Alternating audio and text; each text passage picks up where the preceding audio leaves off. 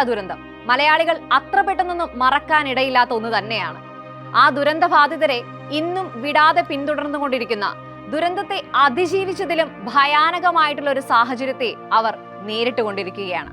അതെ, anniversary reaction. പ്രാർത്ഥിക്കാൻ ഓരോരുത്തർക്കും ഓരോ കാരണങ്ങൾ എന്ന് പറയുന്നത് പോലെയാണ് ഓർമ്മിക്കാൻ ഓരോരുത്തർക്കും ഓരോരോ കാരണങ്ങളും ഓരോരോ ദിവസങ്ങളും ഉള്ളത്. എന്നാൽ എല്ലാ ഓർമ്മകളും ഓർക്കാൻ അത്ര സുഖമുള്ള ഓർമ്മകളാകണമെന്നുമില്ല.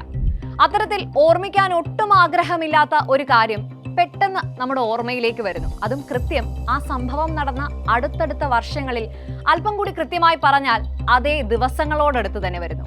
അയ്യോ, അതെന്താ അങ്ങനെ എന്ന് ചോദിച്ചാൽ ഒറ്റ പേരിൽ അതിനെ ഇങ്ങനെ ഒരു ഉത്തരമാക്കി മാറ്റാം: ആനിവേഴ്സറി റിയാക്ഷൻ.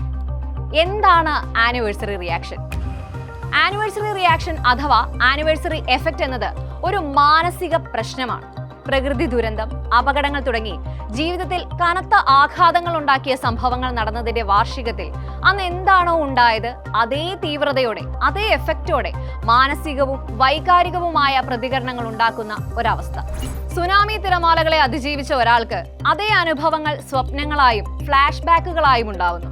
ഭൂകമ്പത്തെ മുന്നിൽ കണ്ട ആളുകൾക്ക് ചെറിയ ചില ശബ്ദങ്ങൾ പോലും അന്നത്തെ പേടി ഉള്ളിൽ നിറയ്ക്കുന്നു. ഈ അടുത്ത് മുണ്ടക്കൈ ചൂരൽമല ഉരുൾപൊട്ടൽ ദുരന്ത ബാധിതർക്ക് ആനിവേഴ്സറി റിയാക്ഷൻ മൂലമുള്ള മാനസിക പ്രശ്നങ്ങൾ ഉണ്ടെന്ന് ആരോഗ്യവകുപ്പ് കണ്ടെത്തുകയും ചെയ്തിരുന്നു. ആനിവേഴ്സറി റിയാക്ഷൻ ഉണ്ടാക്കുന്ന മാനസിക ആഘാതങ്ങൾ എന്തെല്ലാമാണെന്ന് നോക്കാം. ഓർമ്മകൾ തിരികെ എത്തുമ്പോഴുള്ള ഉത്കണ്ഠ, പാനിക് അറ്റാക്ക്, ഡിപ്രഷൻ, ഉറക്കമില്ലായ്മ എന്നിവയെല്ലാം സ്വാഭാവികമായി കണ്ടുവരുന്ന പ്രശ്നങ്ങളാണ്. ചിലരിൽ പ്രകടമായിട്ടുള്ള ദേഷ്യവും സങ്കടവും ഒക്കെ കാണാനായിട്ട് സാധിക്കും.